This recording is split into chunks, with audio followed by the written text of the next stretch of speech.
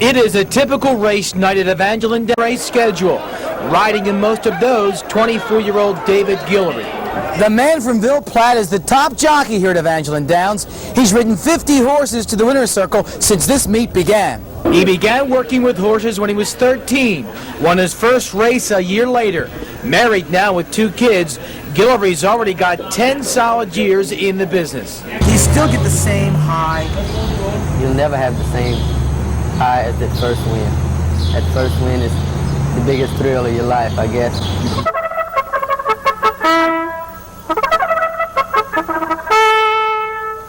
An interesting aspect of Guillory's success and other jockeys as well at EVD, many times they enter a race aboard a horse they've never ridden before.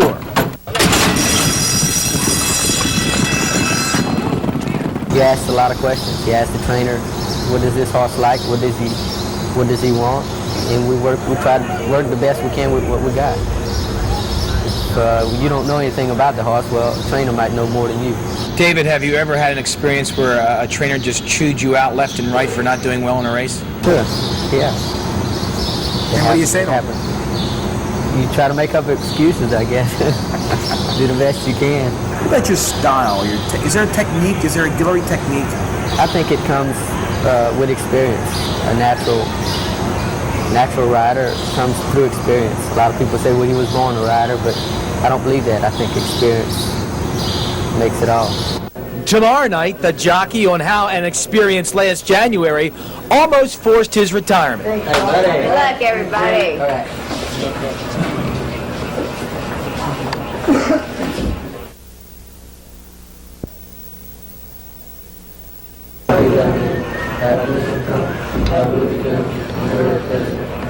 Good luck, everybody. David Guillory leads the Evangeline Jockey Corps in prayer more times than not.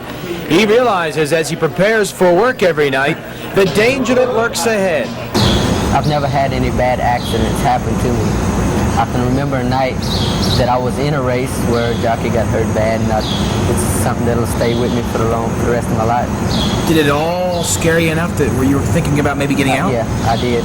James Sam was the close friend that David lost at Delta Downs. He won't forget it, but the memory doesn't slow him down either. The fear factor, is it always in your mind the fact that you could seriously be injured in a race on any given night? If you do, you don't belong in the business. You shouldn't be here if you're going to be scared, because the scarier you are, the more you'll endanger somebody else. Just like driving a car down the highway. If you're scared to drive, don't get on the highway. And down the stretch they come. Then twice on the inside, leads it by a head. Oh yeah, the thrill of riding in a Triple Crown race. You might think it's the dream of every jockey alive, but that's not always the case. I watch them. I think that anyhow, other jockeys winning all these big races doesn't mean that they're happier than I am. Mm-hmm. They have more money, but does it make everybody happy? Not always. So for now, Ville Platte's best ever jockey will do his thing on the local oval. But I'll lay odds that it won't be too long before the big-time trainers come beckoning.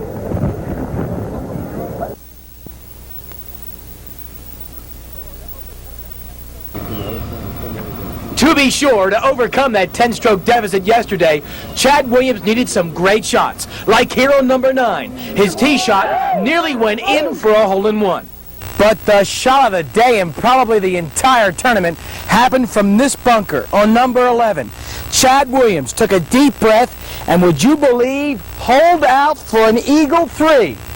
Those of us who saw it were stunned, including Mickey McDonald. I had hit the ball on the green in 2 and had an eagle putt of only about 12 to 15 feet, and so what looked like a situation where I might gain a shot, in fact, of course, I lost a shot, and that might have been the turning point. I'm usually a pretty good bunker player, and I told my dad, he was standing behind me, and I told him, I said, I really think I'm going to knock this pretty close. And he says, well, do it. And when it went in, he couldn't believe it. Of course, neither could I. McDonald still led by 3, but the damage had been done. His confidence terribly shaken, the putter went cold. Here on 15, the double bogey 6 gave the lead to Williams, and it probably would have ended in regulation had it not been McDonald's heroics from a bunker.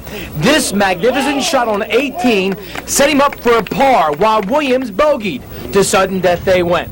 But it ended quickly on number 1. Having found the sand trap again, Mickey eventually needed this putt to save par and remain even with his opponent. No dice. A final round 81 for McDonald, a 71 for the new champion. A lot of people don't realize how many good amateur golfers they do have in Lafayette, and Mickey is a tremendous player. He exhibited that the first 2 rounds. Anyway, it was just a tough day. He'll survive, as will Williams, to play for another championship another day.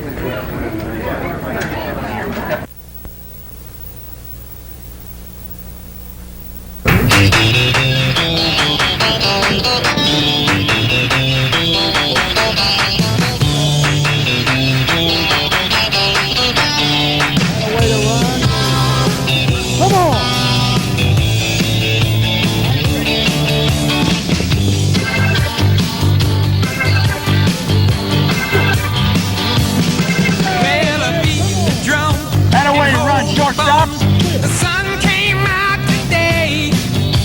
We're born again. There's new grass on the hill. Around the third and headed for home. It's a brown-eyed, handsome man. Anyone can understand the way I feel. Oh, put me in cold. I'm ready to play today. Put me in cold. I'm ready to play today. Look at me. Yeah! I can be 17. To be honest with you, you just flat don't have it, and you can't play. You can't play Major League Baseball. Why don't you try something else? Maybe why don't you try television or something like that for a change, huh? What about television? Oh, you lose. Thanks, Coach.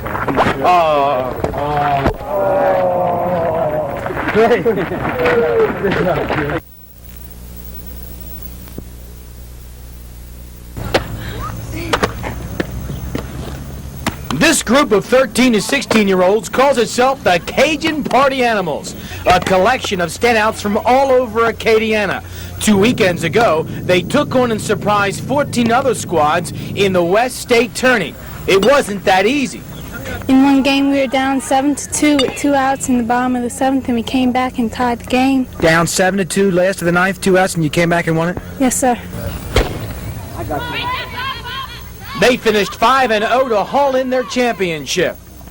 Probably the main reason for the success of the Cajun Party Animals, the fact that most of these kids have been together for many, many years.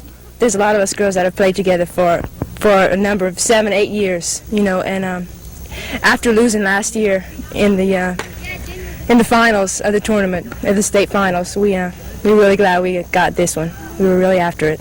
And now they'll get after it this weekend in Schertz, Texas, just outside of San Antonio. You'll have some tough competition from Texas, Florida, Mississippi, Alabama, and Tennessee, and Arkansas as well. So there's, Houston in itself has 5 or 6 teams that'll be in there. So it's going to be pretty tough.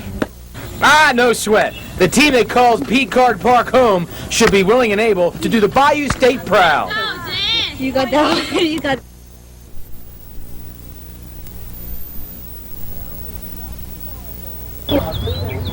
No, it's not the Marlboro Man, rather Attaway Darbon. Born and raised in Ville Platte, currently the top trainer at Vangie. He took up the profession some 15 years ago, having run a service station and used car lot before that.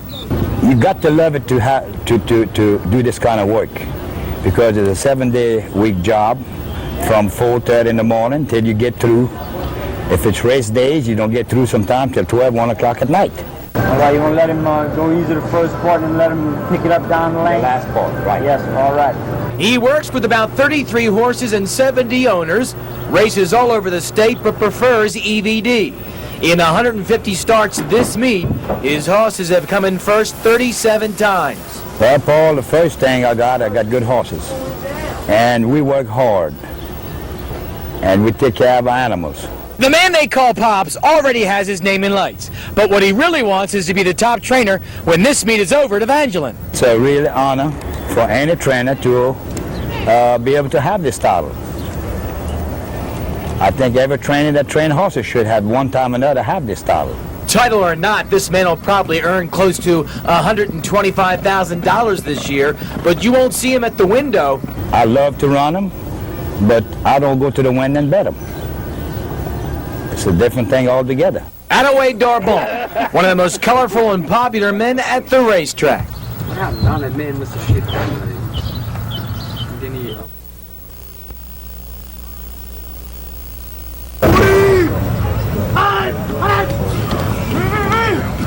The trials and tribulations of a pro football summer training camp. Oh!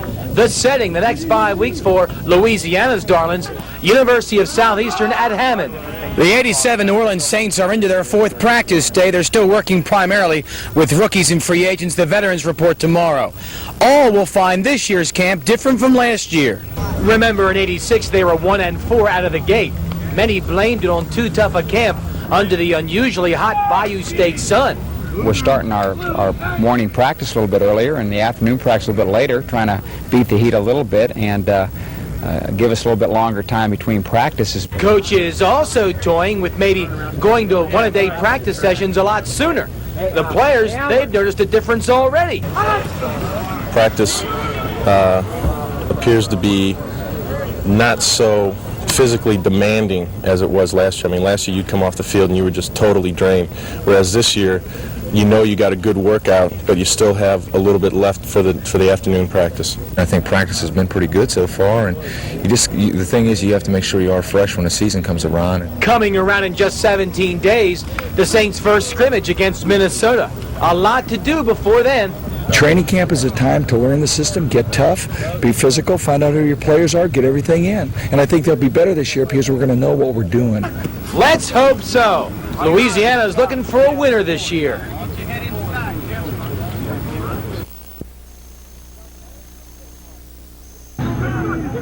The man from Denmark needs 3 field goals to become the NFL's most accurate kicker. Why, he's already the Saints' all-time great when it comes to splitting the uprights. The 5-year veteran is coming off 2 Pro Bowl seasons. Last year, he only missed 4 kicks, and he was perfect with PATs, 30 out of 30. I go into every season thinking I'm going to be perfect, and I've been a perfectionist, you know, and continue to be that, and I just want to continue to maximize my potential. And imagine that. After all he's done, Anderson's still talking about potential. 97 field goals, a Saints record. 425 points, a Saints record. A 50-game consecutive scoring streak, a Saints record. It's all quite simple, really. Find some teams where guys don't want to play special teams. It's kind of it's a drag. They don't want to do it. You know, they want to play offense or defense, but special teams is kind of left alone. Here, everybody takes pride in it. Everybody wants to be part of it. Everybody wants to make something happen. They want to make special teams special. What about the new campaign? 30 of 30 again on point after touchdowns? On PATs, you have to. You got to be perfect on PATs. The question is going to be, can I be 30 for 30 on field goals? I think so. That's a 2-time Pro Bowler talking. You can take it to the bank. See, he doesn't follow through as much. He doesn't. He just, with his leg, just.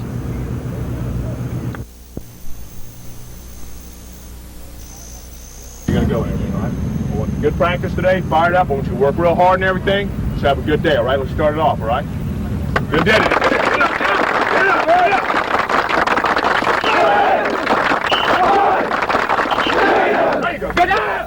The intensity level extremely high today on the gridiron. If the upperclassmen check in with half as much fire in their eyes, it ought to be a banner year. But for now, it's first-year men front and center. Acclamation to the Ragin' Cajun way. Of the 40 ball players out here for the next 3 days of practice, 19 are scholarship kids. The rest walk-ons.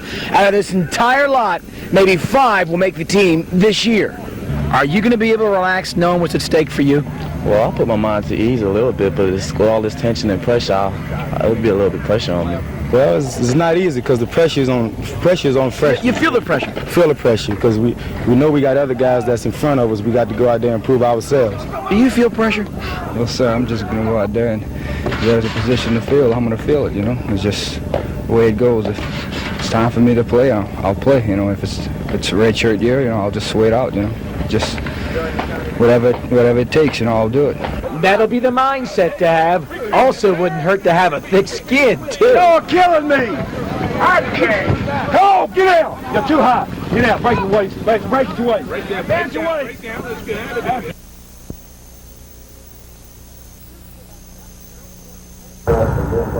You could have cut the early morning tension with a knife, and no wonder.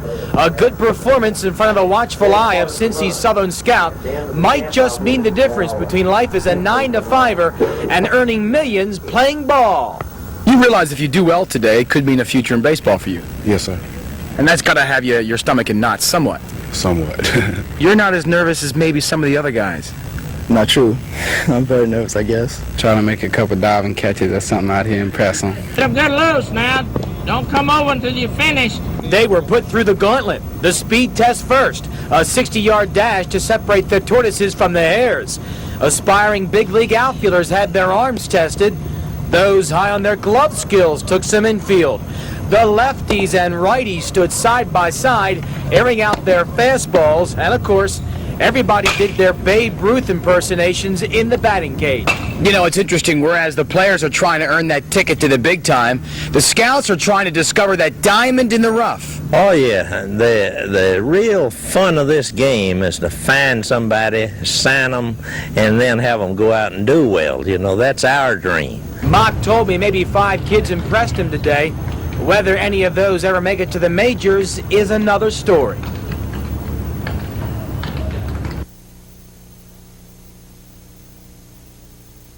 Lafayette. Lafayette. Well, he's not suited up, but he is live at Cajun Field for what I believe, Paul, is the second of the scrimmages, right? That's right, David. The second of 3 that the Cajuns have scheduled for this preseason, upcoming to the season opener, which is only, keep this in mind, 10 days away against Mississippi State, and the Cajuns are going to open up their season. Right now, we're going to bring in Coach Nelson Stokely to tell us what his team is going to try to do tonight in the scrimmage. Well, we're going to make it as much like a game situation as possible, Paul. First of all, we're going to get a lot more involved in our kicking game. We're going to have all our kicking situations, which we didn't have in our first scrimmage. So hopefully we'll get a good look at that and see how much progress we've made and see where we need to go from there. Second, I think the first half, what we'll try to do is just work offense versus our defense and try to improve in some areas that we need improvement in and try to find some people that are going to help us depth-wise as far as offensive line and the secondary. Second half, I think that we're going to take some time and, on defense, we're going to look at some Mississippi State plays on offense and turn that around, and offensively, we'll be looking at some Mississippi State defensive sets. Okay, Coach, thank you very much. We'll see some Mississippi State stuff tonight. Right now, folks at home, your living room has live video here of the scrimmage. This is live stuff. This is not tape. And I can tell you that the team on offense right now is the #1 offense. And with me, standing by here, field side, is Dan McDonald, USL Sports Information Director. Dan, thank you very much. Thank you, Paul. The offense looks like it's about to score for the second time in the scrimmage. That's the #1 offense, as you said, with a lot of sheltering of the offensive backs. Brian Mitchell takes the signals, calls the signals, takes the snap, and he gives it up the gut. And they were close, but I think there's no going in that defensive line. They were tough, Dan. That's Steve McKinney, who was the fullback on the play coming out of the run and shoot. He tried to find a gap up the middle. It looked like Dexter Gatewood and Stanley Hall were both in there on the tackle. Coach Stokely's been very impressed so far with the way his defense has played throughout this week. It's been the offense that's given him some concern. The offense did look a little bit better in yesterday's practice. That's what he wants to see today. He's looking to see if that line can fire off the blocks and pushing people around in the trenches. All right, a second down, second and goal from about the 4-yard line. Brian Mitchell is the QB. He's got an I formation behind him, motion left. He's going to pitch it to the left side. P.D. Broussard from north side. And somebody, well, no, he is in. That is the second touchdown for the #1 offense in today's scrimmage. The scrimmage began at 6 o'clock, so let's make it 13-0 as we sit right now for the #1 offense. Folks, if you've been following TV3, you know we've been featuring the high school football teams in Acadiana. Now, tonight, we're going to show you the Karen Crow Bears. It's our ball. We're going to tackle now. Let's have a good on 3. 1, 2, 3. Moving quick, let's go. There's a new man running the show in Karen Crow, Mike Ortego, formerly of Sunset. He inherits a squad that finished 8-3 in '86, while they made the playoffs. Everybody knows the kids can win. If they lose, it's my fault. So I'm going to work hard and try and do the best I can. Coach was also honest about the Bears' strengths and weaknesses. His biggest concern, the lines on both sides of the ball. Carencrow's got 13 starters back. That's a plus. Plenty of seasoned folks at the skilled positions. You've got a whole new system to learn. That's right. It's not that different. It's just different names and stuff. The Bears will be fun to watch on offense. What with the wing eye? If anything, these kids want to build on last year. We plan on taking number one. We don't want, three-way tie like it was last year. And we figure that no team right now can stop us. Going to the Dome is something that this team dreams about. Yes, we really do. We have the talent to do it. Be champions. Obviously, lots of other Acadiana football teams will have something to say about that. There he goes! There he goes. Now keep in mind, tomorrow night, Carencrow hosts the first night of Jamboree football action in Acadiana. The Bears are going to take on St. Thomas More's Cougars. Let's talk about Major League Baseball briefly. A rain out today, the Cubbies and the Braves in Chicago, and your Astros today, folks. I can tell you that the Astros lost to the St. Louis Cards. The final was 5-4. Vince Coleman was the star. He had 3 hits, including only his second homer and like 2,000 career bats in the majors. It is now 14-0. The number one offense for USL against their number 1 and number 2 defense. The scrimmage lasts probably for another hour or so. They are not charging anything for admission, so if you're not doing anything, stop by Cajun Field. This is Paul Davis reporting live. Karen, David? Thanks a lot, Paul. Paul from Cajun Field at the USL scrimmage. Now, on this week's Crime Stoppers, your help is needed in solving a residential burglary in Carencrow. Here's more. This week, Lafayette Crime Stoppers needs your help in solving a residential burglary. Every Wednesday here at Action 3 News, we take time to remember. Each week at this time, Sports Director Paul Davis profiles Acadiana's older generation. I think being 98 qualifies this individual to be called older generation. In our Time to Remember spotlight, a woman who has been around and was enjoying life when most of us were still but glimmers in our parents' eyes.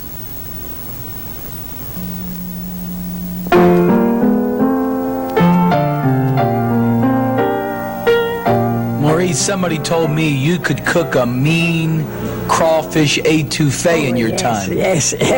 Marie Guidry could do a lot of things in her day. Now that she's 98, she's slowed a bit, I think. I play hard. I play 500.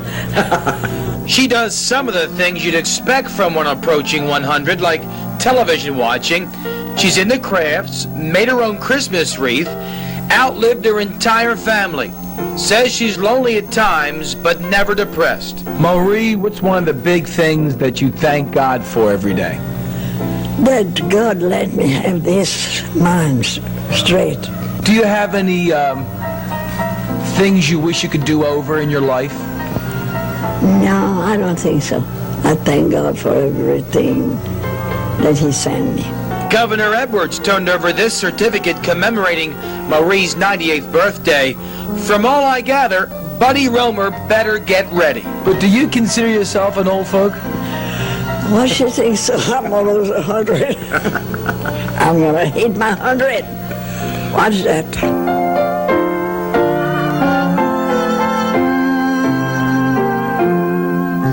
Marie Guidry, just one of many residents at the Bethany Health Care Center that you could enjoy spending some time with. To find out how you could spend time with someone like Marie, contact their number. And the sisters over there were telling me that they are looking for volunteers all the time. 234-0256. And I could have spent the entire afternoon with Marie talking about the old days before I even came along. She's a neat lady. Yeah. Thank you. The inevitable question, any tips on longevity? Well, not really. She's heavy into religion. I think that was obvious. Yes, very much so. And she's not old either. That is our 6 o'clock report for Wednesday. You've heard the description, muscles on top of muscles. Well, that fits this guy to a T. Lafayette's Jesse Gothrow, the brand new AAU Mr. Universe. That means he won both his weight class and overall at the National Amateur Competition in Tucson. I was just, very excited about winning because the overall title has always eluded me. It's the end, more or less, of my career. It's the highest I can go, and there's a relief there, and there's excitement too. This lightweight is getting heavy. Gothrow's been a firefighter the last 18 years. That's about how long he's been at bodybuilding. He outperformed 40 other gents to walk away with the Mr. Universe title. My biggest asset has always been symmetry, which is balance and proportion in body. And I was introduced that night as the new definition of ripped. Now that I've won this title, I have an opportunity to travel a little bit, representing the AAU as Mr. Universe, and hopefully spread a little goodwill for Lafayette. It's up to the mayor on whether the fire department will allow Gothrow time off for his ambassador role. One thing is for sure, though, the Northside High grad is through as an amateur. He's turning pro. In actuality, you're a class winner, but you're not the overall Mr. Mayor.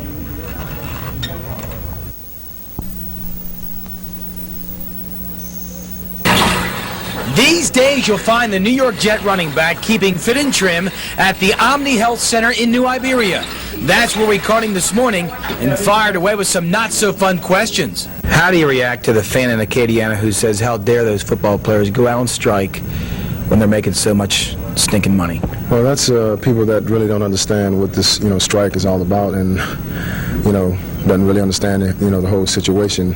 I've heard that from a lot of people, and if they were in a, same position, if they really understood all the issues, I can't really get into all of them, but if they understood everything and why we're doing what we're doing, and it's not that everybody, our average salary is, $230,000, but that is misleading. Hector is enjoying his break away from pro football, but he won't be one to hold out forever. Things, continue to go, the way they're going.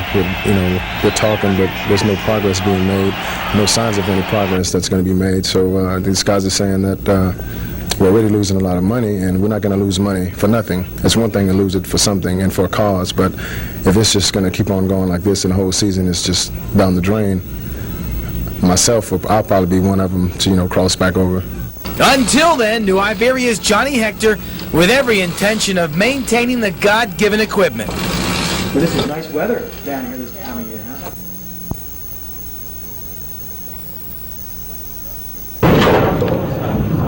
When it comes to mastering the lanes, nobody's better in Louisiana than Lafayette's own Purvis Granger. The Northside High grad was runner-up for Rookie of the Year honors in '86, finished 25th on the overall points list in '87.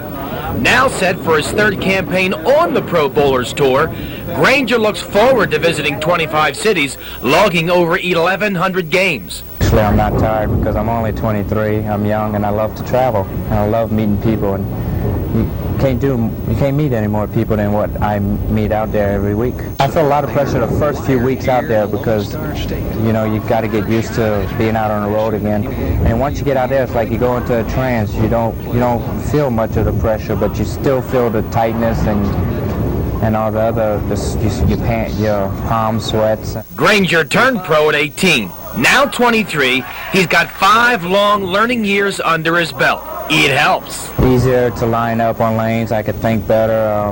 The guys out on tour really like me, and it's really good, And when you got that confidence behind you, there's no telling what your limitations are going to be. Thus far, he's notched 1/3, 3/4, and 1/5 place finish on the PBA Tour. That's not enough.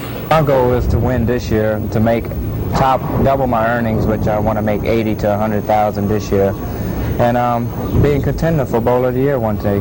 Go for it, Purvis. We're all behind you.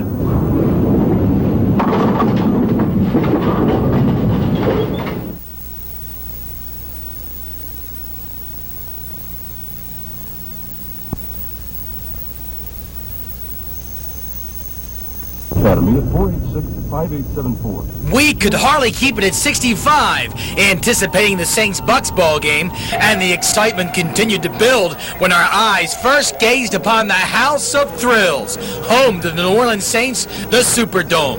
The mayor was there, as were other Acadiana-based backers. Here's my favorite banner of the day: Who needs oil? Who needs gas? We've got the Saints, and they'll kick you anyway. As far as the game goes, Tampa's 2 opening series definitely keys to the outcome. Vinny Testaverde, a year and a day removed from his Heisman banquet, fumbled the ball away on 2 of his first 4 NFL snaps. And both times, the Saints made him pay. John Tice on the receiving end of 2 Bobby Hebert touchdown passes. Holy Toledo, before you had a chance to grab your popcorn, buy a soda, the Saints were up in the football game 14-0. What a great day for former Church Point great Mark Carrier. 8 catches, 212 yards, 1 score. This pass interference helped set up the Bucs with their first score in the game. But it was cat and mouse the rest of the day. New Orleans looking like fat cats after TD sprints by Dalton Hilliard, and then Reuben Mays put them up at 38-10. 44-34 turned out to be the final margin.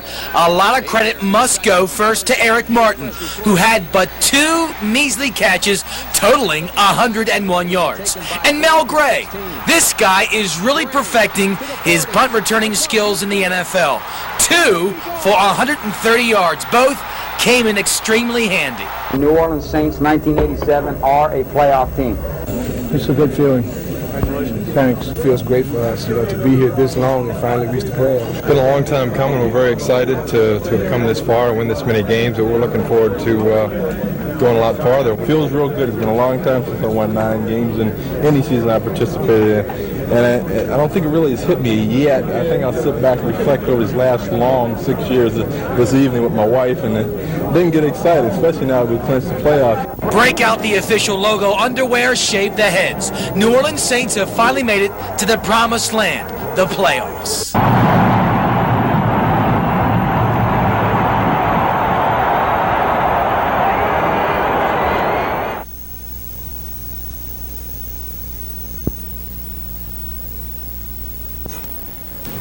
Paul Davis is setting a sports record of his own here at TV3 today, 2 weeks in a row, huh?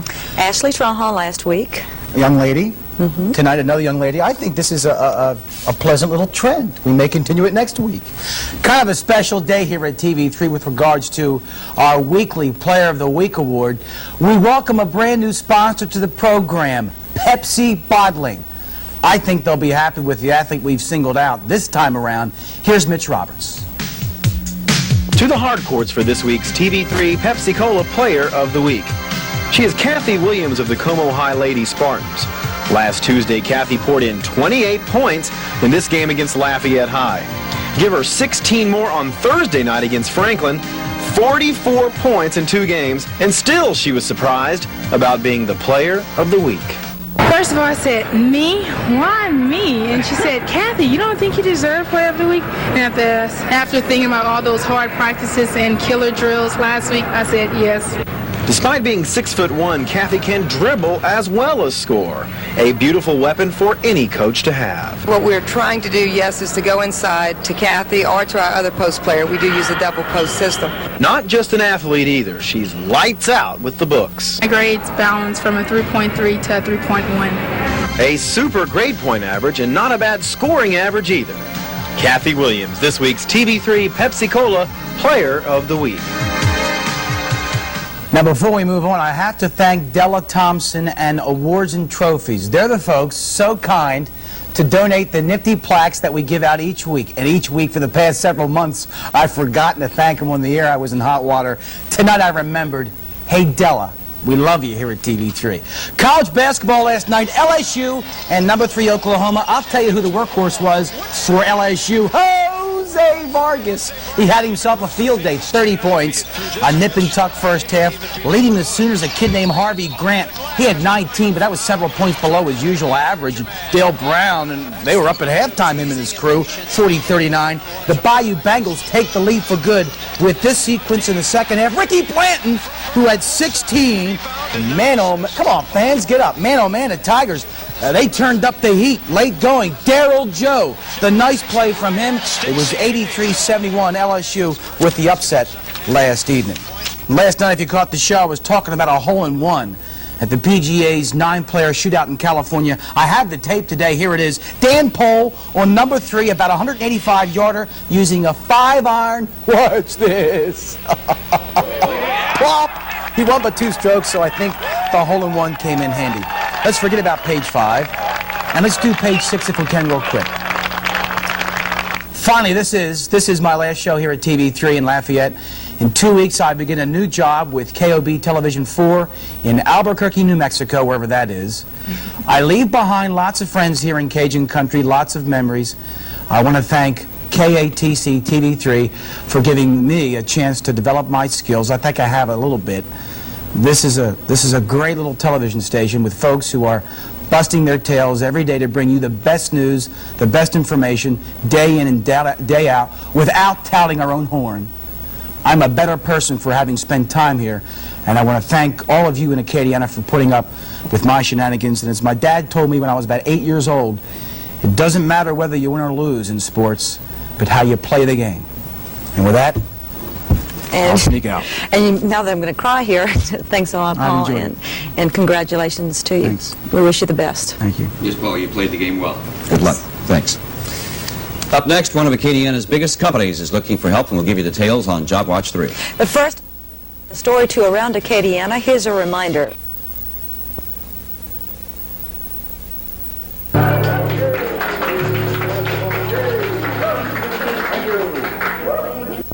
Okay, here we go with one called May You Never Be Alone.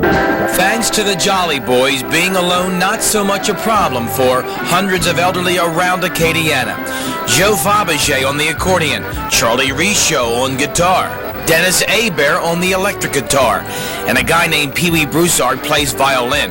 They're on the go, free of charge, 4 to 5 times a week. Folks just love them. And they don't want the boys to stop. They want to keep dancing.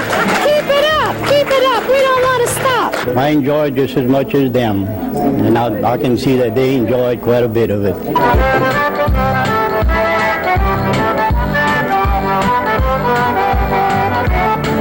They're really wonderful. Oh, I think it's terrific. They're great. Wonderful. It couldn't be better. I've been coming here a lot of times, and they're just grand. They're grand people. The Jolly Boys have been at it 11 years. That's a lot of music for a lot of people. Paul Davis, Action 3 News.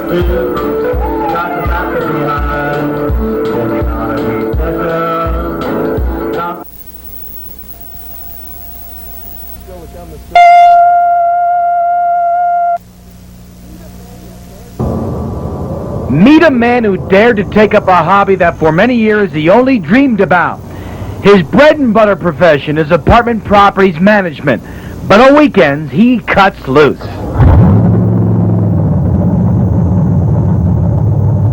Well, I was active, Paul, but it seemed like there was a void, and I needed something to do. And I've always been a fan of sports car racing and stock car racing. And when I had the opportunity to start sponsoring a fellow racer, it gave me the chance or the opportunity to actually get into the sport. I liked it so much, I went out and bought my own car and hopped in it and started driving. Jonathan Feld has been at his recreational hobby of auto racing for a little over a year and a half now. He says it's the thrill of a lifetime every Saturday night. I've had a few hits, and I've actually hit the wall last year at about 75 or 80 miles an hour, and it hurt a little bit and hurt the car, but I'm back.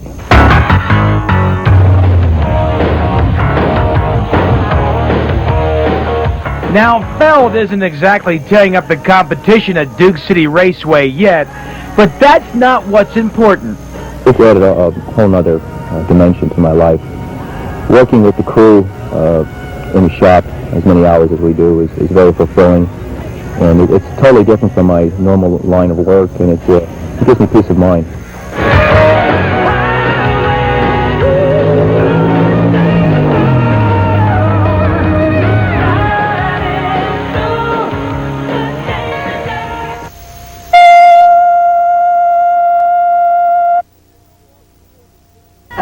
Even the walking wounded came to see this one, and they weren't disappointed. First quarter, the Lobos are already leading 3-0. First time the Aggies touch the ball, Brian Love takes it at his own 15, chooses the right side sideline. Good decision. He rambles 85 yards, 7-3 Aggies. Ay, ay, ay, says this Lobo fan. After UNM got another field goal, State's Mike Renault, the pop pass to Larry Harrison. He will burn 2 and go 48 yards for the score. 14-6 NMSU. The claim from the Duke City saying we need some outside help. In the second, a UNM drive is capped. Jeremy Leach finds Derek Coffin at the flag. Tack on the 2-point conversion. It's 14-all. And Mike No changes QBs. Good decision. Phil Vincent seizes the opportunity. His touchdown scamper, and it's 20-17 Aggies. Mike Shepard not happy with his defense, and he's not afraid to show it either. But I'll bet you he liked his offense at the end of the first half. With under 2 minutes to go, Jeremy Leach finds John Duff down the sideline. They won't bring him down. Touchdown, Lobos. To those experts who forecasted a 0-0 ball game, wrong. After only 2 quarters, 44 points up on the board. At the half, Lobos 23, Aggies 21. A you-pick-em ball game for the second half. Second stanza, more fireworks. Down by 9, early fourth quarter. The Aggies with some big plays, like this beauty from Brian Love, his second score of the game. Aggies would eventually lead 34-33 with 2.5 to go. But Jeremy Leach and company not done yet. Up top to Al Owens down to the 15-yard line. And with 6 seconds left, Rick Walsh attempting a 35-yarder to win the game.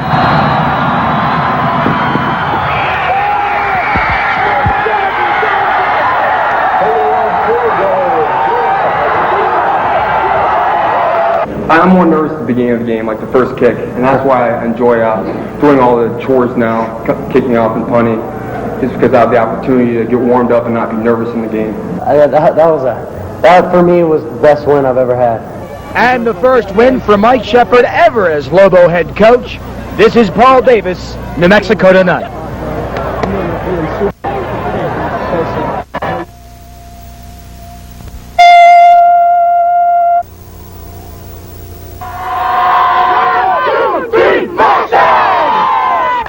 It's Super Bowl Sunday in the Young American Football League. Can't you tell? Just look into the eyes of the West Mesa Mustangs. Just look at the determination, the will to win. After the coin toss, Del Norte and West Mesa for all the marbles. Let's go, defense! Get that ball back! Let's go! Let's go! Let's go!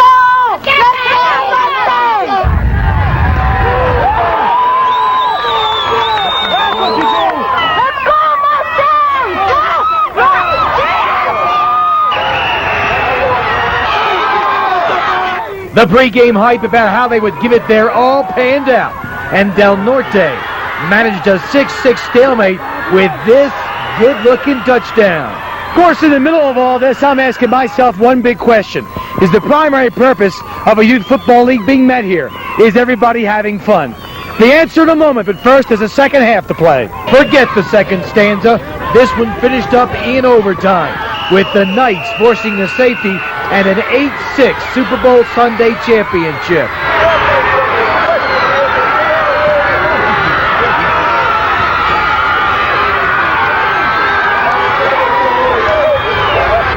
And we were the best team throughout the whole year. Now we lost to a 6-4 team. But since they did win, do we say the better team won? No. Can I ask you this? Did you have fun out there? Yes. To me, they're still number one. The Mustangs will always be number one. But they'll get over it. They'll go on. Indeed they did, with second-place medallions around their necks. And in my estimation, just that much better prepared for the more significant setbacks in life. Paul Davis, New Mexico Tonight.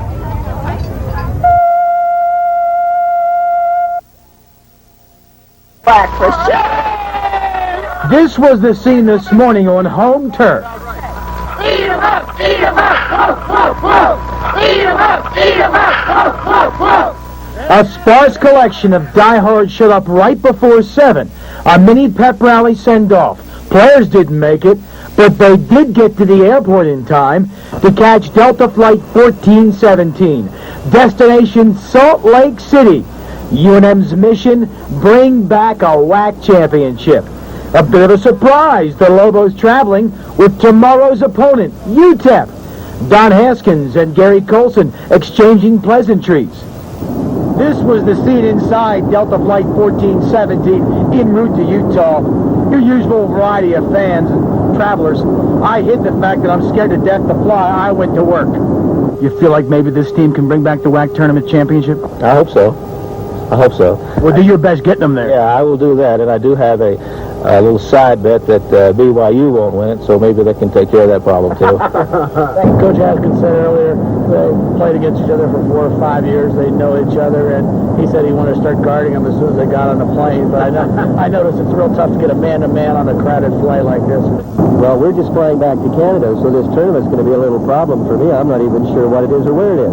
Rob Leffel back here, the last seat in the plane. Rob, you prefer the back seat? No, I prefer first class, but they were pretty booked up, so I just sat back here. And I'm happy to report that Delta Flight 1417 made it to Salt Lake without a hitch. Yeah, I was happy to have both feet planted firmly on the ground. Antonio, those Lobos didn't give you any problems on the plane, did they? No, they didn't. I thought they was quite friendly. They walked by me real nice, and everything went all right. And with the air travel taken care of, both teams headed for beautiful downtown Salt Lake on the eve of their opener in the WAC Championship tourney. Paul Davis, News 4 New Mexico.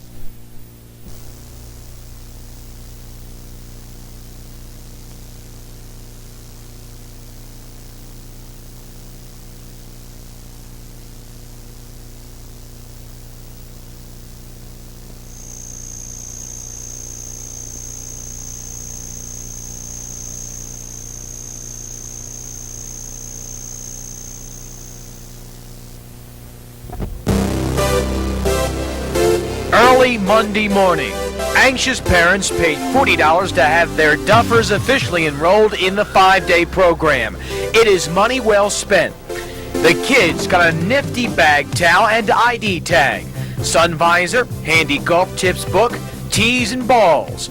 Clubs were also provided for those without.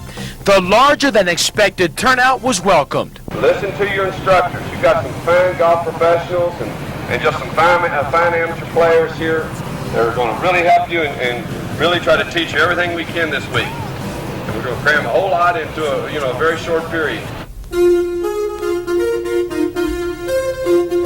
On each of the first 3 camp days, pros and amateurs from around the state were on hand bright and early manning the 5 skill stations. The kids were grouped by age and spent about 35 minutes at each stop.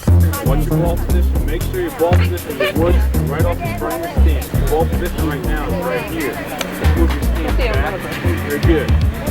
Okay. Grip. Go ahead and step to the club. Right here. Good. Grip them real good. Ball position is move your stance back a little bit yet. Make sure it's in front of your stance with the wood. Very good. Hands look nice. Nice one. Nice easy swing. Stay down. All right, good swing. Just lift it up a tiny bit.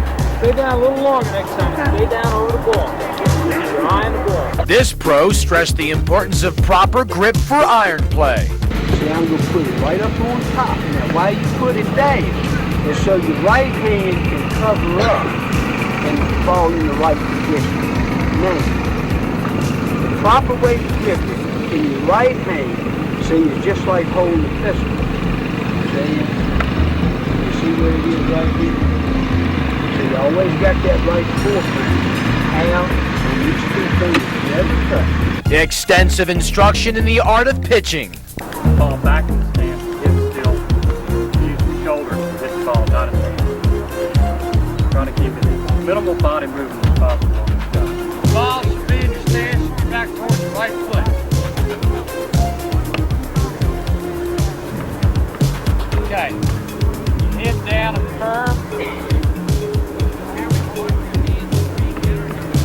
Watch the ball down. The youngsters learned to deal with hazards. Your stance up. Get your club face nice and open. Get down behind the ball and let the sand take it out of the trap.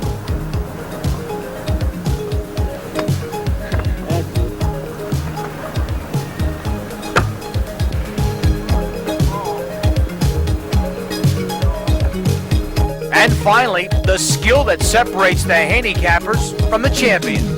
Keep that wrist firm when you putt. Just like this. Left wrist. That's the one thing that I would say you need to do in putting. The grip, the stance, that is whatever feels comfortable. But keep that left wrist firm. Being steady over the ball. Real still. The head stays perfectly still. Once you set yourself to putt, that head stays as still as possible. And after you got your grip, your wrist is firm, your head steady. Now the stroke. You stroke the ball, you take it back nice and slow, and you go through it at the same speed. By the time high noon rolled around each day, the Duffers had worked up some mighty big appetites. The club obliged with hamburgers, hot dogs, chips, cookies, and lemonade. Mother Nature provided the shade.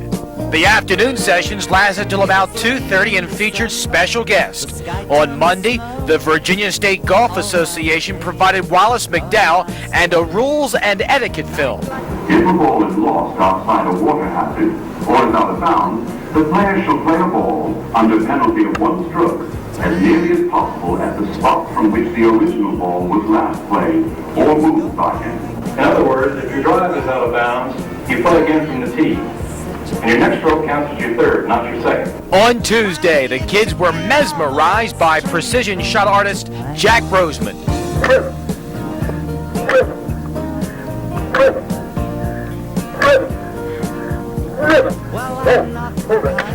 Hold it, losing the grip.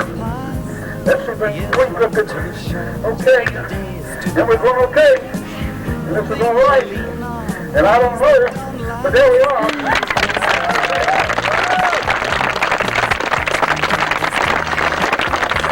Let's see how far.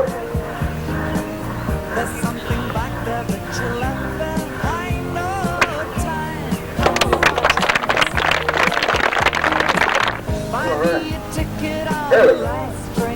That's 5 sitting on there. You got to There we go. Roll.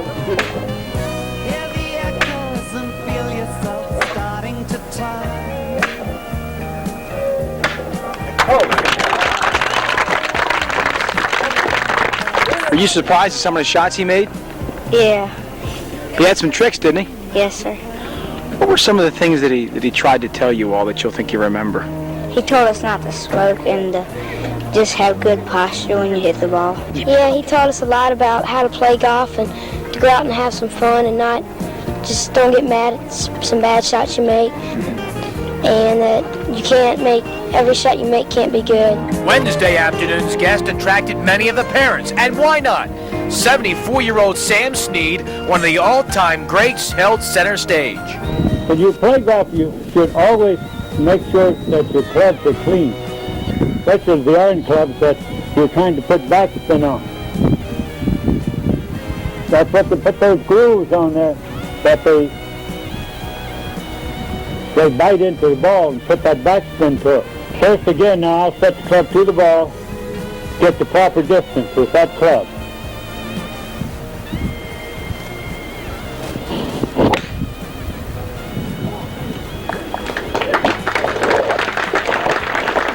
After the demonstration, Slam and Sammy took on 3 other club members in a 9-hole mini-stroke play tournament. The putts wouldn't fall for him, but he enjoyed it just the same. If you had one thing, just one thing you would tell them about the game, that if they put that in their mind and remembered it every day, they'd eventually be successful. Well, I think the big thing, of course, kids will practice. But as you get older, it's like fighters. They cut corners in training, and then that's when they get killed. And if you don't practice, you get out of golf about what you put in it. You got to practice.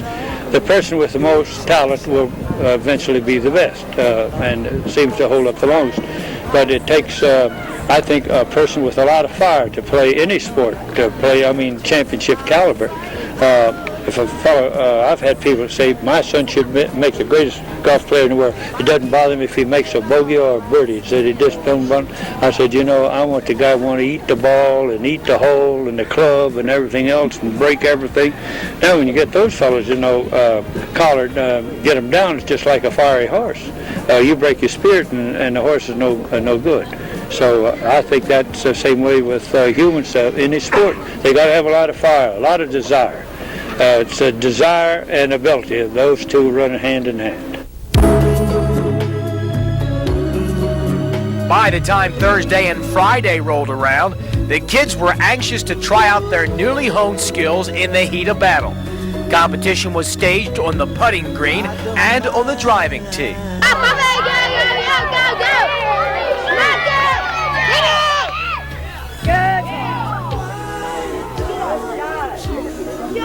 The final day found them pitted against each other in various age group stroke play mini tournaments.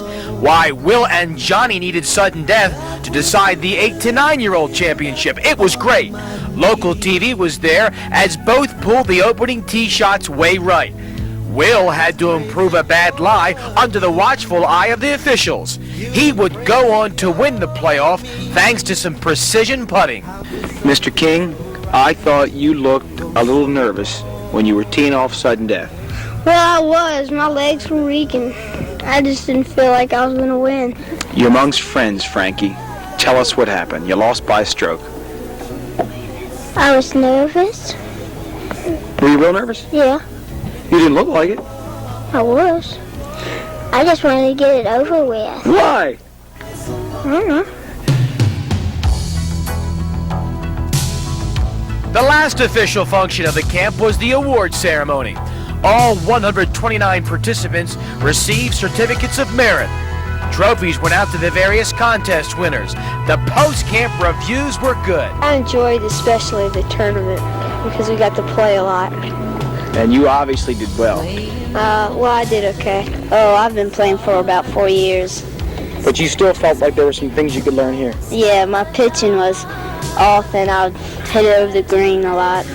But now I'm pitching pretty close to the hole. What were some of the most important things you think you learned? Well, the grip and,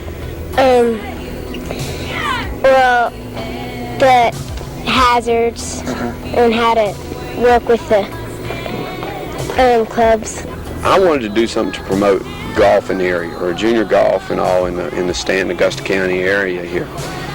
We at the club here had very few juniors. We might have had 20 kids, and I wasn't getting enough kids to participate in things, so I asked the board of directors maybe to allow me to open up to the public our junior golf program. So that's when I went to William Elliott, because with Hayes Chevrolet, to help me sponsor it. Anything that's good for youngsters is good for the community, and I think all companies are community-minded, community-oriented, and what we wanted to do really was just give the youngsters in this community an opportunity to be properly introduced to the game of golf. And this did that. It really gave them some good experience over a period of 5 days, and hopefully they all got something from it. The Paul Gooden Hayes Chevrolet Junior Golf Camp, a surefire way to show youngsters firsthand that the game of golf is anything but a long walk ruined.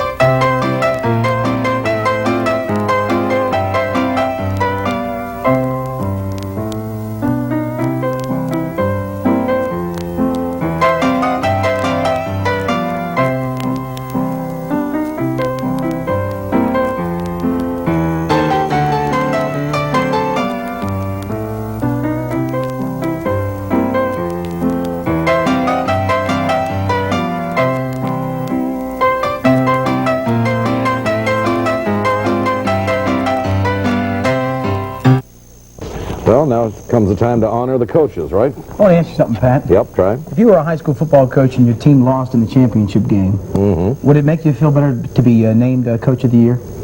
I don't think so. I don't think so. Let's hope that another coach doesn't share your feelings. Hopefully you tuned in Saturday night and saw highlights of all the high school football championship games. Remember, Cavalier fell to Watford City in the Class B 11-man ranks 7-6. For Tornado head coach Rod Oxendahl, it was the second straight year his team lost the title game to the Wolves. And today, just like at the end of last season, Oxendahl was named 11-man Coach of the Year by the High School Coaches Association. Recipient of the award in the 9-man ranks, Finley Sharon's Jeff Hudek, and Joe Roller of Devil's Lake, he got the award in the Class A ranks. Congrats to all three of those fine coaches. Decent news out of the Twin Cities today concerning Tommy Kramer. The Vikings QB left yesterday's game against the Giants in the second half with a bad thumb. It's turned out that his x-rays today were negative, just a sprain, not a break. He is still questionable, though, for this coming weekend's game. Of course, we got the bad news concerning the Vikes yesterday when they fell to the Giants. Here in the fourth, Wade Wilson, the AC, was 2019, Minnesota up. But here's the key play. Phil Simms on a 4th and 17 comes up with a first down pass. And then with 12 seconds to go, Raul Allegre, his 5th field goal of the day. That bum beats the Vikings 22-20 elsewhere. St. Louis lost to the Saints, and their Stump Mitchell airborne and flips in the process. Since these Bengals enjoyed themselves against Seattle, Boomer Esiason, watch him have some problems keeping his feet, regains his composure, and says, I'm not going to embarrass myself. He finds Chris Collingsworth, and the Bengals go on to win the game 34-7. Dallas took on the Chargers and beat them. Watch Steve Pallure to Mike Sherrard, despite the fact that the defender draws the big violation there. And then the specialty team play of the day, Denver's Gerald Wilhite. He almost falls. He says, wait a minute, I think I can score on this thing. He'll go 70 yards. Broncos beat KC 38-17. LA's John Robinson needed a drink at the end of his game with New England. No wonder, last play of the game, the Rams just hanging on.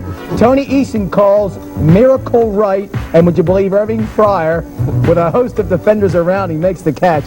Patriots over the Rams 27-14. And in the NFL's Monday night feature, why am I shouting? The Redskins and the 49ers will square off with eyes on first place in their respective divisions. The Skins in the NFC East, the Niners in the NFC West. As far as our infamous KS12 Pro Football Forecast, lots of people still in contention as far as our primary viewers, but out west it's already been decided. A young lady has already won out in western Dakota. Of course, we'll announce both names tomorrow. In a brand new Division I college football poll out late this afternoon, the Miami Hurricanes for the 8th straight week, #1. Penn State has been moved up to #2. The last NAIA Division II football poll out had our Dickinson State Blue Hawks ranked 3rd in the nation. They finished the regular season at 8 wins, not a single defeat. Late last night, word came that the Blue Hawks will host Carroll College of Montana Saturday in the first round of the playoffs. Carroll won the Frontier Conference. They also went 8-0. Kickoff is set for 1 o'clock at Whitney Stadium. Our Dennis Silva is in Dickinson right now. Say your prayers. We're hoping to have a report from him tomorrow. I hope the roads don't slow Mr. Silva down. The Associated Press's preseason college basketball haul out this afternoon. Heads are high in blue heaven. The University of North Carolina is ranked #1. Highlighting NBA play last night, Moses Malone. He led the Bullets over Indiana, 124-11. He had 38 points and 21 rebounds. A great night for Moses, paying dividends now for Washington. And finally, the finale yesterday for the good old boys on the NASCAR circuit. The circuit's last race of the season, like every year, wrapped up at Riverside Raceway in the Western 500. Pole sitter Tim Richmond finished first, his 7th victory of the season. Winston Cup points champion Dale Earnhardt, he would take second. Of course, the greatest thing about winning those races, they always get a chance to kiss the outstanding-looking young ladies. I guess we won't see it, but that's what he did. If you're handing out awards, like to the coaches and that, I'm going to give you the award for the best sportscaster in North Dakota. I'm going to tell you right now, your Niners are going to fall to the Skins tonight. Well, the reason I tell you that is I watch most sportscasters, and they make me fall asleep. Okay, you keep me alive. You're nice and exciting. Okay, thank you, Paulo.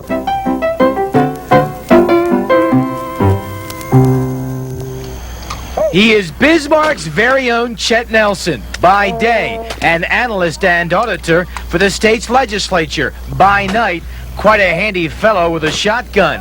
Yeah, he does his thing from a wheelchair.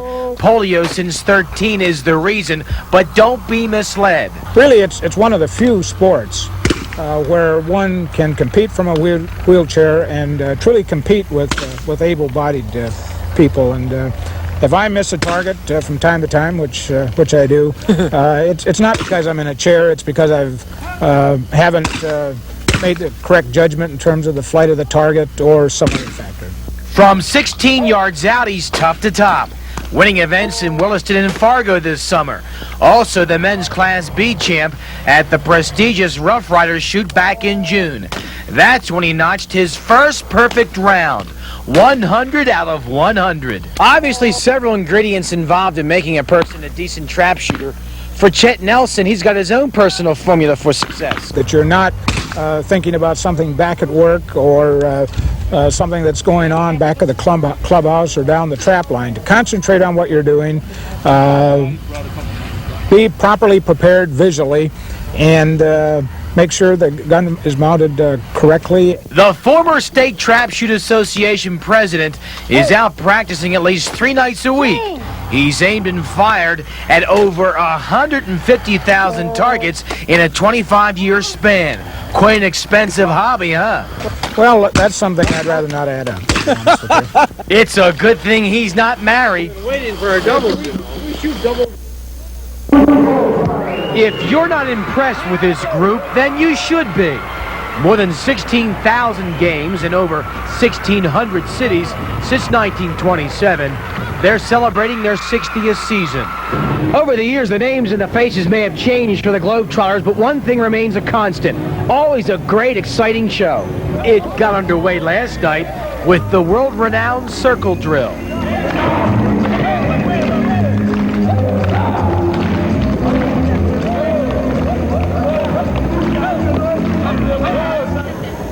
Like always, the fans were picked on. One had a hat modeled, and Kaja Van Horn got the chance to see just how hard it is to sink one from half court.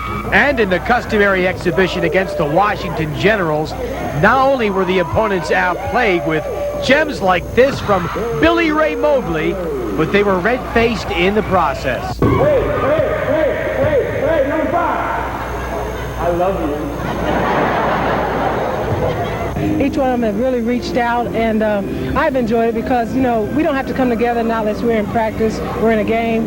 But, you know, these guys say if there's anything you need to work on, just don't be afraid. Knock on my door, ask me any questions you like, you know, and then off court, you want to go shopping, you want to go to a movie, you know. So it's just, it's been real good. I imagine early on, the first couple of outings, the butterflies were just filling up the stomach. Are you feeling more comfortable now? Yes, I am, but I was comfortable in the beginning because, like I say, they really talked to me a lot and, you know, helped me gain my confidence in being out there. The princess and princes of basketball, ready, willing, and able to perform anywhere in front of any camera. Hi, we love you. We love you.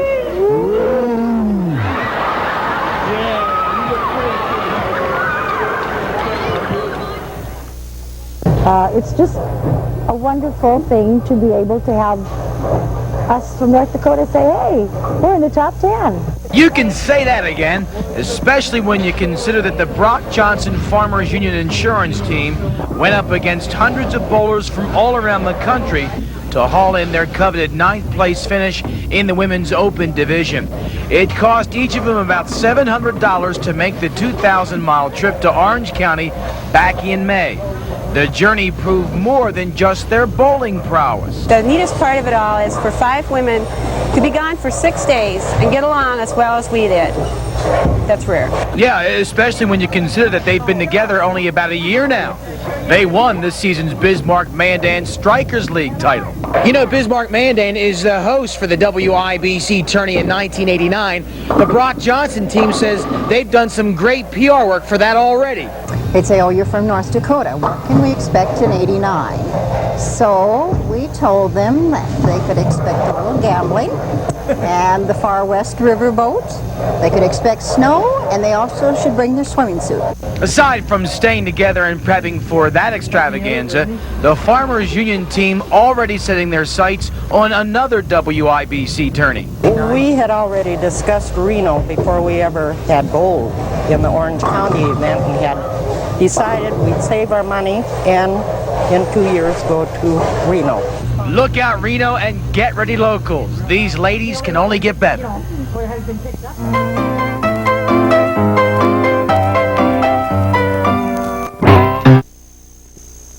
Big night for what? Girls basketball tonight? It's always big Tuesdays and Thursdays. Tuesdays and Thursdays, yep. Here in the Peace Garden State, I am happy to report that at least one local team, two local teams, did well tonight. The dreary weather did not put a damper on high school basketball action tonight. Folks, we had basketballs bullseyeing hoops all over the place. First, Bismarck against Trinity. The Demons a 15-point lead after the first, and then a scoring drought.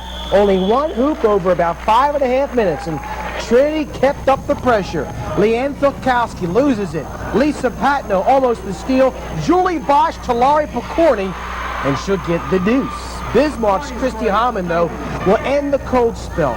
Watch her decide that she can hit that shot. Boom.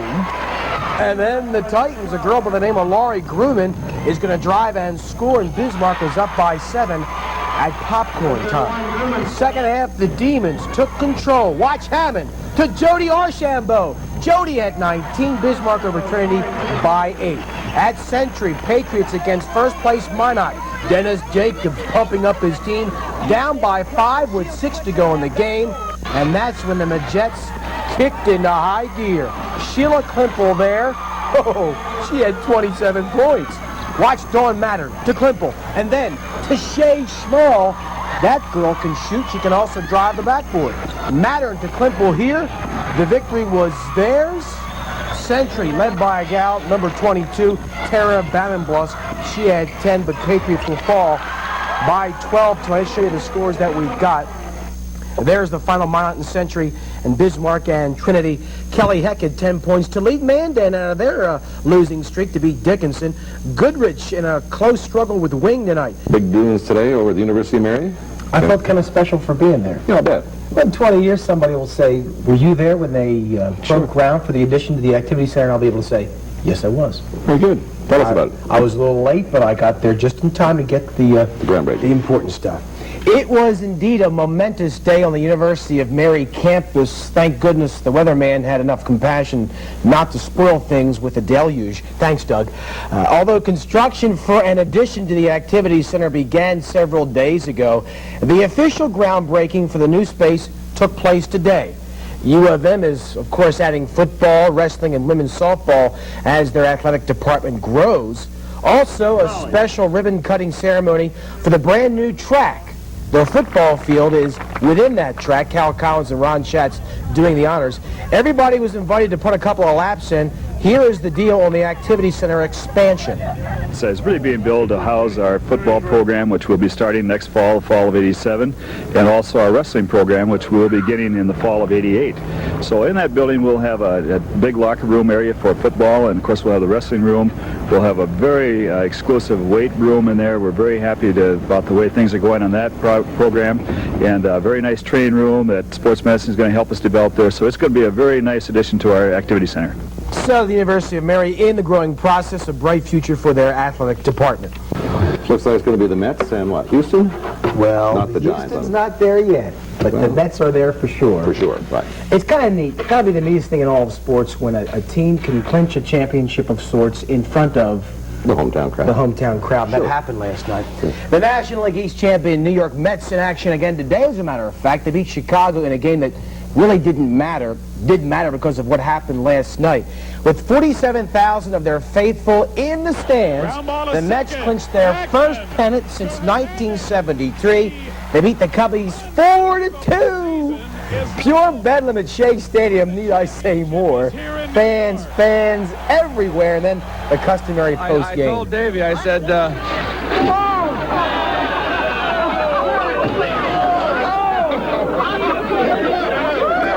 guy like you is all dry in the middle of this room, and I don't think it's fair.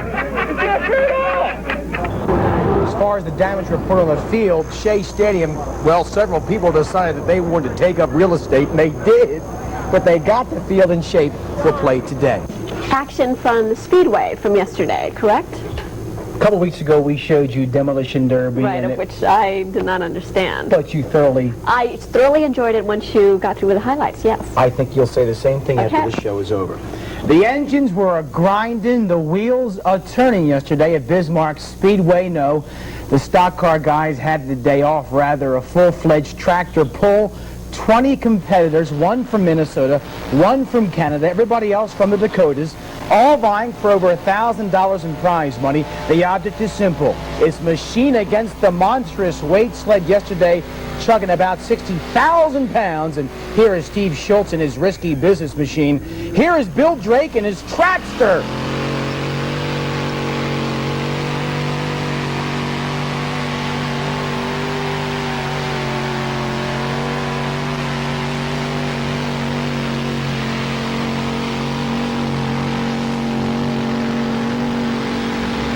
Not quite a full pull. That's 235 feet. A full pull is 300. None of the locals took home first place prize money yesterday, but a good time had by all, including yours truly. Speaking of the locals, kind of a rough sports weekend, if you know what I mean. Let's start with the state's Class A Legion Championship game yesterday in Mandan. Washburn against Carrington, bottom of the first, runners at the corners, Sallow catcher, bang! Oh my gosh, that thing is going to clear the fence. It's a 3-run homer. Washburn, needing to win that game to force another, was up 4-1. They led 9-1 at one point, and by a 9-6 count with 2 outs in the last of the ninth, they ended up losing 10-9 in extra innings. In the fast pitch, Northern Regional, that is Chris Ossel there, a heck of a bat boy. Only 2 of 5 local teams involved in the championship rounds. Class A front page Yellow Pages needed to beat Engineering Repro of Minneapolis to force a second title game. Down 3-0 early, you see them rallying. They got 4 runs to take over. This is Todd Zocker. An RBI single scores 2. It was 4-3 front page after 4, but they end up losing 6-4 in 8. The only local team with the horseshoe on their side, Class B's front page women. Needing to beat Fargo's Crystal Hayes twice yesterday in the championship round, they did so. Down 4-0 in game 1. They came back to tie it at 4. They won it here in the last of the 7th. Marcy Taylor brings in Kay Berg. 5-4, front page stayed alive, and they won the championship game 3-1. Good job, ladies. So Dennis and I are driving home yesterday from all the sports events, and we're kind of depressed. And what do we come across? A young family, the least bit interested in Legion baseball, tractor pulling, or softball, rather salmon fishing their hobby. Marlin Schick using a 17-pound test line and a hot flasher lure tipped with squid. Look at these babies. 3 big ones at Lake Sakakawea at Wolf Creek. No, they did not invite us in for supper. Forget about the fish. The KX12 sports staff did get this Hershey chocolate bar from the track and field What happened to the chocolate? Anyway, we did get a candy bar yesterday. 9 North Dakotans on the upper Midwest team that competed against others in the Nationals this past weekend. You saw Llewellyn Hines, who took 4th in the nation in the 400, and then Tom Leifer, Bismarck's outstanding standing long jumper, 2nd in his age group in the nation. Congrats to Llewellyn and Tom on a job well done, and I was hungry. I want the Hershey that was in this bar from Pennsylvania. It's been a big day for several NFL ball clubs. Franchise builder Jim Kelly has signed a 5-year, $8 million deal with Buffalo. He's now the highest paid player in the game. And quarterback Chuck Long has ended his 27-day holdout with Detroit. So, those 2 pro careers in their infancy, but another at its end today. Workhorse running back Earl Campbell has retired from the Saints. He's ready for bigger challenges. I'm just happy that I experienced and played as long as I did. And I think now it's time this old cowboy put his mind at ease and get on down into life with other things. Campbell, a 3-time NFL MVP, began his career in Houston, ends it with the New Orleans Saints. And this news today, Marvin Hagler will not retire yet. He will take on Sugar Ray Leonard in March of '87 to decide that championship. And so Sugar Ray has got 1 fight now with Marvin Hagler. Marvin Hagler is not going to retire as of yet. Enjoy your candy bar. I want to know where the candy is. In my stomach. They're all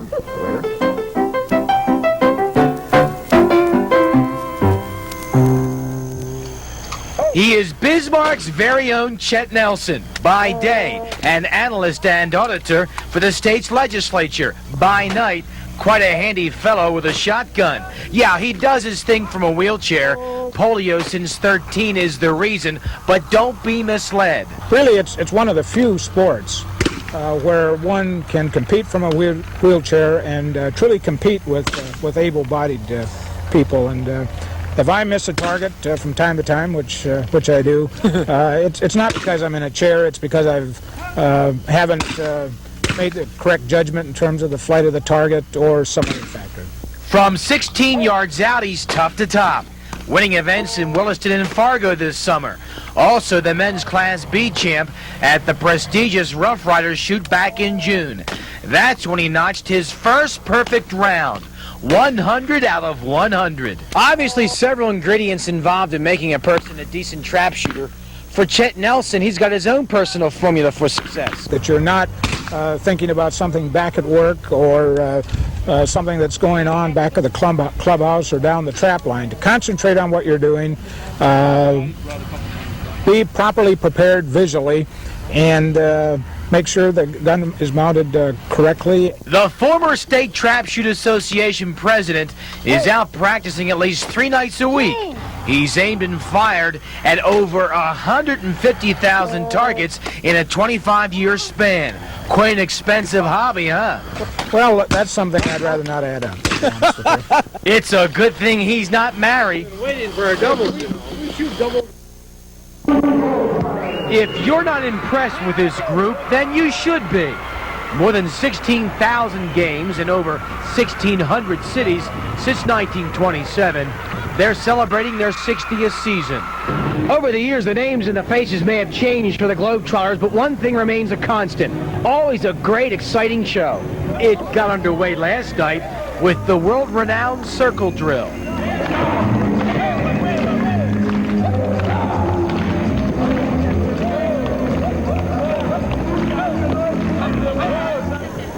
Like always, the fans were picked on. One had a hat modeled, and Kaja Van Horn got the chance to see just how hard it is to sink one from half court. And in the customary exhibition against the Washington Generals, not only were the opponents outplayed with gems like this from Billy Ray Mobley, but they were red-faced in the process. Hey, number 5. I love you. Each one of them have really reached out, and I've enjoyed it because, you know, we don't have to come together not unless we're in practice, we're in a game.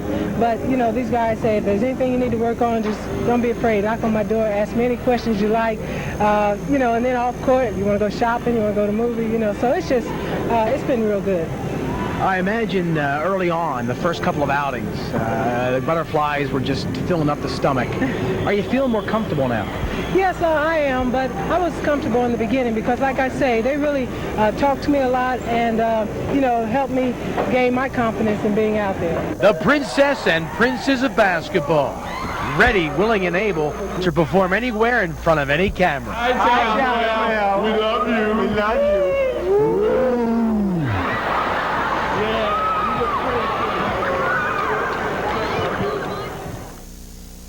It's just a wonderful thing to be able to have us from North Dakota say, hey, they're in the top 10. You can say that again, especially when you consider that the Brock Johnson Farmers Union Insurance Team went up against hundreds of bowlers from all around the country to haul in their coveted 9th place finish in the Women's Open division. It cost each of them about $700 to make the 2,000-mile trip to Orange County back in May. The journey proved more than just their bowling prowess. The neatest part of it all is for 5 women to be gone for 6 days and get along as well as we did. That's rare. Yeah, especially when you consider that they've been together only about a year now. They won this season's Bismarck-Mandan Strikers League title. You know, Bismarck-Mandan is the host for the WIBC tourney in 1989. The Brock Johnson team says they've done some great PR work for that already. They'd say, oh, you're from North Dakota. What can we expect in '89? So we told them that they could expect a little gambling and the Far West Riverboat. They could expect snow, and they also should bring their swimming suit.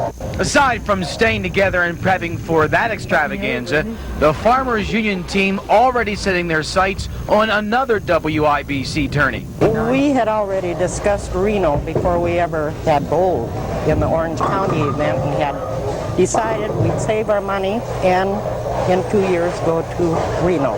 Look out, Reno, and get ready, locals. These ladies can only get better.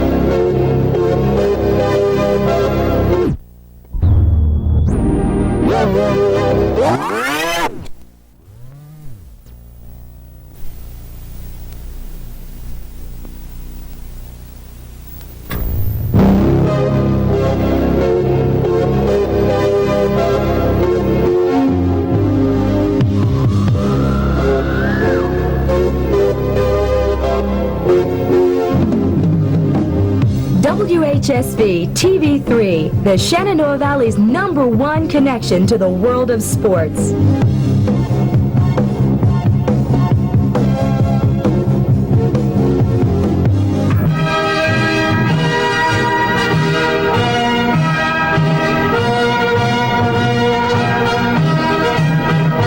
First and foremost, TV3's network affiliation with ABC in 1984 meant coverage of the Olympic Games second to none. From Sarajevo to Los Angeles, our viewers saw it all, and our staff localized. It was about 2:30 when the torch arrived at Hanley High School. That's where 40-year-old Ed Mixon handed off to Special Olympian Max Everton. His kilometer jaunt had the most spectators, but he held up under the pressure. Max, are you tired? No. Talk about some of the training you did to prepare. I prepared at home. You trained at home? I trained at home 2 weeks. We also chatted with one of the network's commentators via satellite. You've competed in 2. You've worked as a caster on 4. Would you rather this year be swimming as opposed to preparing yourself to cast, to sportscast, which is harder? I think maybe I should answer that after 180 hours. Right. You know, I prepared all those years for 1 5-minute event and 2 1-minute events. I prepared a lifetime since that time for this event. I think it's very similar, and I wouldn't trade places. I'm delighted to be working with ABC and Jim Lampley. TV3's coverage of the professional athlete in '84, the usual potpourri of NFL, NBA, PGA, USTA, and Major League highlights. Whenever possible, our cameras hit the road, like when the Redskins staged a Super Bowl pep rally. No difficulty! You know, the Raiders already been talking, so we're just going to let them talk their game, and we're just going to come out Sunday and win the game for you guys. We don't have to say anything on television or anywhere else. We'll come out to Winchester before we go on the Tonight Show. Thank you. We're going all the way. Hi, Dad. Hi, Grandma. How you doing? We're going all the way to 101. We broke Gary Clark's signing with the USFL's Jacksonville Bulls. In terms of the contract, what would you like to tell us and what do you want to keep to yourself? First of all, how many years? Well, it's a 3-year contract. First year's guaranteed, but I'm still working for a 2-year guarantee contract. Having any years guaranteed is pretty good. Yes, yes. You usually only get the first year's guaranteed, but you know, after I'm working for 2 years, and hopefully I'll get it. When the defending world champion Orioles started out slow, we went after some answers. The Orioles beat the Twins Friday and Saturday to put together their longest win streak of the season, but they were 6-hit yesterday, losing 6-1 to fall back into their non-winning ways. But all in all, The reason we have not been playing well is just because we haven't been executing well. In all phases of the game, we haven't been getting any big hits. We haven't been getting any hits at all to speak of. Our pitching has been poor. Our defense has been awful. We've been making some mental mistakes. And our Oriole fans loved it when TV3 aired a two-part series on right fielder Larry Sheets, a Virginia native called up to Baltimore late in the season. I think I have to improve more on my defense.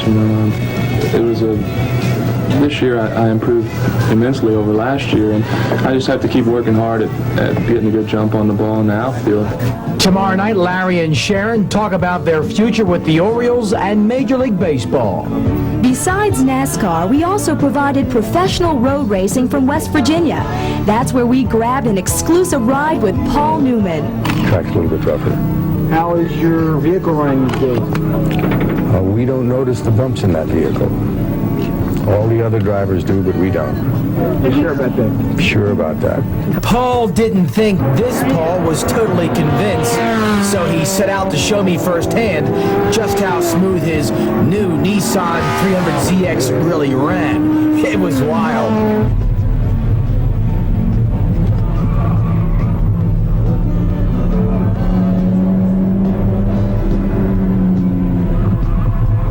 Professional wrestling fans turned to TV3 and quenched their addictions. The big boys shared center stage with the Chicago Knockers. Our sports director got whooped. He also got an exclusive interview. A local duffer qualified for the PGA's National Driving Contest Finals in Atlanta. Tim edged out 27 golfers from 7 states to make it to Monday's first round of the national tourney. In Tuesday's semis and final, he could compete against the likes of Fuzzy, Hinkle, and Norman.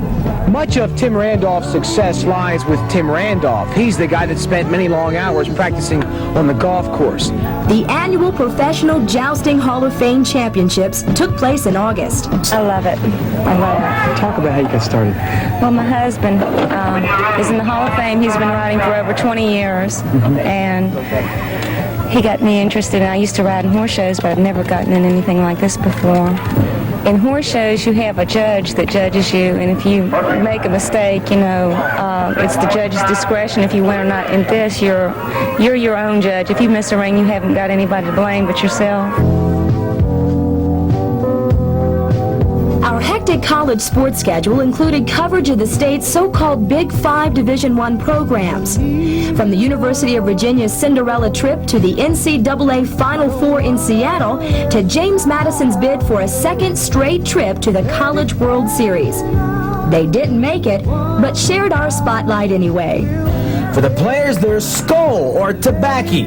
I mean, a James Madison crew usually resembles a well-fed colony of grasshoppers. Pretty much most of the guys on the team do chew, and every time you walk out to the field, there's always guys on the other teams chewing too. It's just something that goes along with baseball for some reason. I started back in Little League. I started back in high school too. Besides collegiate soccer, wrestling, gymnastics, and women's basketball, TV3 featured water polo. That score from JMU came in the third quarter of last night's showdown with the Fighting Irish. We won't dwell on the fact that it was one of just a handful of scores the Dukes managed. Their offense lacked its usual kick. Well, we played fairly competitively in the second half. I thought we did real well. We outscored them 6-2 or 3, I believe, in the second half. Women's golf? I think that we can count on anybody on the team. I mean, it doesn't, like before, it was the pressures were on the 1 and 2 and 3 players more often, and now I think we can count on anybody. Number 5 or number 1, it doesn't matter. The Lady Dukes have been gearing up for the ECAC affair for some time, but like in all sports, sometimes you gotta push yourself. Especially on nice days, or bad days, really, or when you have a lot of work to do and you don't feel like coming out here. But it's hard to push yourself to come out here, but you have to. UVA's football team started the season pioneering new hairstyles and ended up beating Purdue in the Peach Bowl.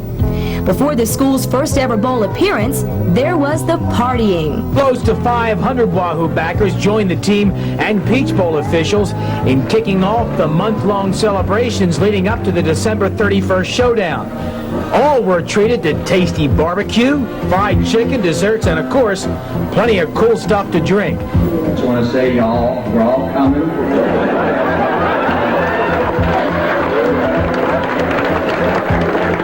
We'll be there with bell time. We'll be ready to party.